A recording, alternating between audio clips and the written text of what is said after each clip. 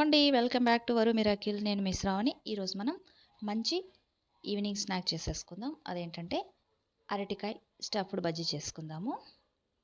So దీనికోసం నేను 2 అరటికాయలు తీసుకున్నాను. దీన్ని ముందుగా మనము ఇలా ఫస్ట్ అయితే తొడిమ తీసేద్దాము.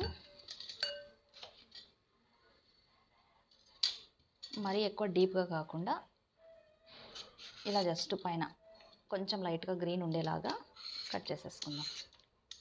మరి పూర్తిగా వైట్ కనిపించేలాగా కాకుండా. ఇప్పుడు అరటికాయల్ని ఇలా స్ట్రైట్గా కాకుండా ఇలా డయాగ్నల్గా కట్ చేసుకుందాం. ఇలా క్రాస్ కట్ చేసుకోవడం వల్ల బజ్జీ బాగా వస్తుంది. అలాగే ఇలా పల్చగా తరుక్కుందాం. ఇట్లా మీరు కావాలంటే స్ట్రైట్గా కూడా కట్ చేసేసుకోవచ్చు. సాల్ట్ కలిపిన వాటర్లో వేసుకుందాము, లేకపోతే అరటికాయ ముక్కలు నల్లబడిపోతాయండి. ముక్కలు కట్ చేసేటప్పుడు కొంచెం చేతులకు ఆయిల్ అప్లై చేసుకోవడం వల్ల చేతులు నల్లబడవు, జిగురు కూడా అంటుకోదండి. అందుకోసం ఆయిల్ అప్లై చేసుకోండి చేతులకి. ఇప్పుడు ఒక మిక్సింగ్ బౌల్ తీసుకొని అందులోకి 1 కప్పు శనగపిండి, అలాగే 2 స్పూన్స్ బియ్యం పిండి క్రిస్పీనెస్ కోసమేనండి, అంతే. అలాగే 1 స్పూను వాము, 1/2 టీ స్పూను పసుపు, 1/2 teaspoon salt, 1/2 teaspoon కారం, 1/2 టీ స్పూను జీలకర్ర పొడి, అలాగే కొంచెం ఒక పించంతా, ఒక చిటికెడంతా బేకింగ్ సోడా, వంట సోడా, తినే సోడా. వంట సోడా ఎక్కువ వేయడం వల్ల ఆయిల్ ఎక్కువగా అబ్జర్వ్ చేసుకుంటుంది, అందుకే చిటికెడు వేసుకుంటే సరిపోతుంది. సో ఇప్పుడు ఇందులోకి కొద్ది వాటర్ వేసుకొని కొంచెం జారుగా కలిపేసుకుందాం.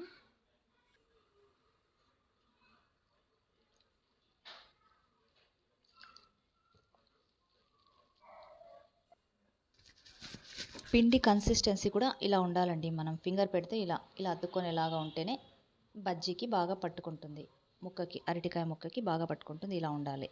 చూడండి, అసలు కిందికి విడిపోకుండా అలాగే స్టిక్ అయింది. అలా ఉంటేనే క్రిస్పీగా బాగా వస్తాయి. చేసి చూపిస్తాను చూడండి. కావాలంటే ఇలా అరటికాయ ముక్కకి పట్టుకోవాలి, అప్పుడే చాలా బాగుంటుంది. ఓకే, ఇంకా స్టవ్ పైన బాండి పెట్టుకొని డీప్ ఫ్రై చేసుకుందాం. పిండి ఇప్పుడు ఒక్కొక్క దాన్ని డీప్ ఫ్రైలో వేసుకుందాం. ముందైతే ఒక డ్రాప్ వేసి చూడండి. పిండి ఆయిల్ వేడెక్కినట్టయితే వేసుకోవచ్చు. అలా పైకి తేలిందంటే వేడెక్కినట్టే. ఇప్పుడు ఇంకా వేసుకుందాం.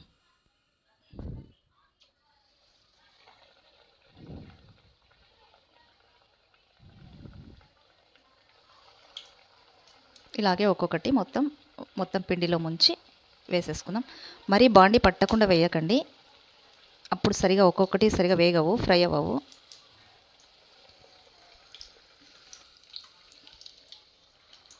మీడియం ఫ్లేమ్ మీదనే ఫ్రై చేసుకోండి.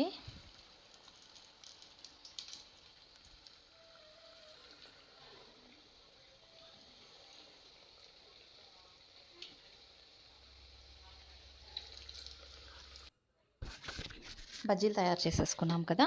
ఇప్పుడు స్టఫ్కి చూద్దాము. స్టఫ్ చేసుకోవడానికి కొన్ని ఆనియన్స్ కట్ చేసుకుందాం.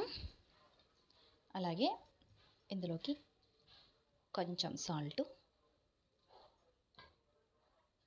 కొద్దిగా కారం, పల్లీలు, ఫ్రై చేసుకున్న పల్లీలు అండి అవి, అలాగే కొద్దిగా కొత్తిమీర, కొంచెం నిమ్మరసం, ఇవన్నీ వేసి కొంచెం ఇలా కలిపి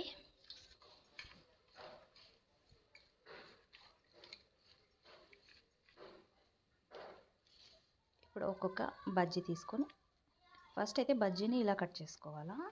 ఇలా కట్ చేసుకుంటే లోపల ఇలా వస్తుంది. అప్పుడు వాటికి ఒక్కొక్క దానికి ఇలా మనము చేసుకోవాలి.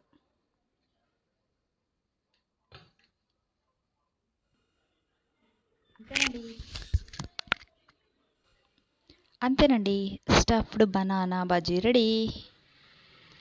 సో ఈ రెసిపీ మీకు నచ్చే ఉంటుంది. ఈవినింగ్ పిల్లలు స్కూల్ నుంచి రాగానే స్నాక్స్గా వేస్తే చాలా ఇష్టంగా తింటారు పిల్లలు, అండ్ చాలా బాగుంటాయి కూడా క్రిస్పీగా. సో మీరు కూడా తప్పకుండా ట్రై చేయండి. అండ్ ఈ వీడియో కనుక మీకు నచ్చినట్లయితే లైక్ చేయండి, షేర్ చేయండి, అలాగే సబ్స్క్రైబ్ చేసుకోండి. Until then bye. Thanks for watching.